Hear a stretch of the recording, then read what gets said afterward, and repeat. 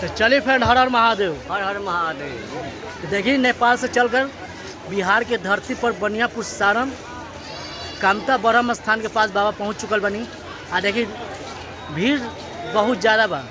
1000-1500 से ज़्यादा संख्या में महिला भी, जेंट्स भी, पुरुष भी भीड़ लगा दिल बनी। देखिए, लाइन के भी कतार लगल बा। आ देखिए, बाबा के साइड में गाड़ी भी लागल बा। बाबा यही गाड़ी से आवे नहीं जानी। आ देखिए, एक पहले भी हम पोस्ट कैले रही वीडियो, तो वीडियो तो दबा के शेयर करे के हुई।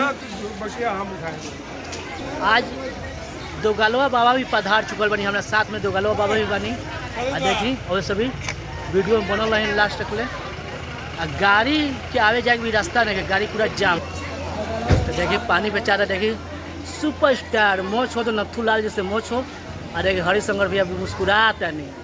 गर्दल पानी कैसे बेचा गल बन सब, तो मन यहाँ के पूरा खुश बा।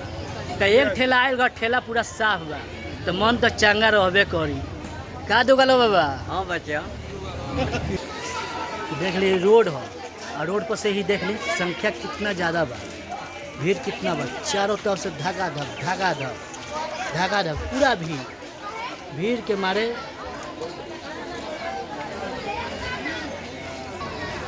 तो भीड़ हटे केकरा खातिर बाबा? पानी वाले बाबा खातिर जी। हाँ पानी वाला बाबा खातिर तेकरा दिखावे, क्योंकि पानी वाला बाबा आयल वहाँ से बाइक दिखा लीजिए।